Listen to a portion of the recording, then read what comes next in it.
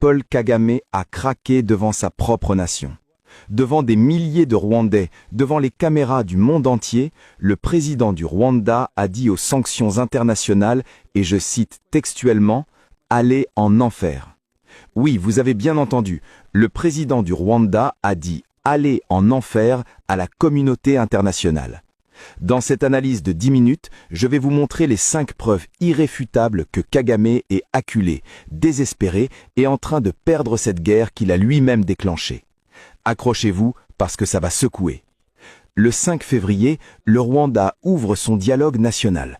Normalement, un président parle de son économie, de l'éducation, du développement. Mais hier, Kagame a passé la majorité de son discours à parler de la RDC, du conflit, des sanctions, de notre président Tshisekedi. Pourquoi maintenant ?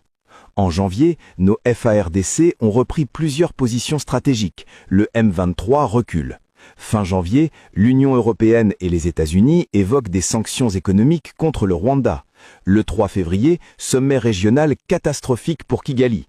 Le Rwanda est de plus en plus isolé. Et 2 jours plus tard, Kagame fait ce discours. Quand Kagame est dos au mur, il fait quoi? Il crie, il menace, il joue la victime.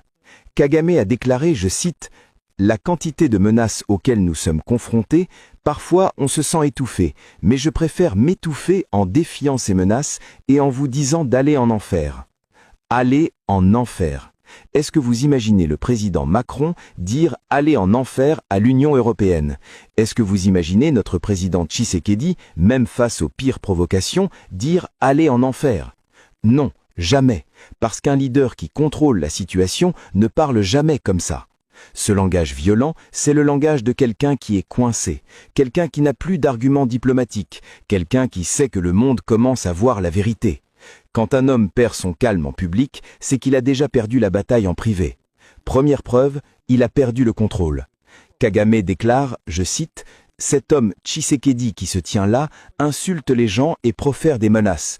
Quand on traite un pays ou un président comme un enfant gâté, il n'y a jamais de reproche. » Kagame traite notre président d'enfant gâté.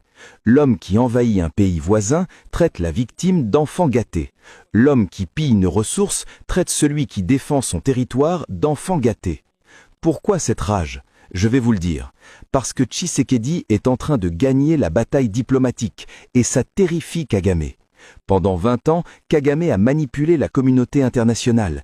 Il se présentait comme le leader visionnaire.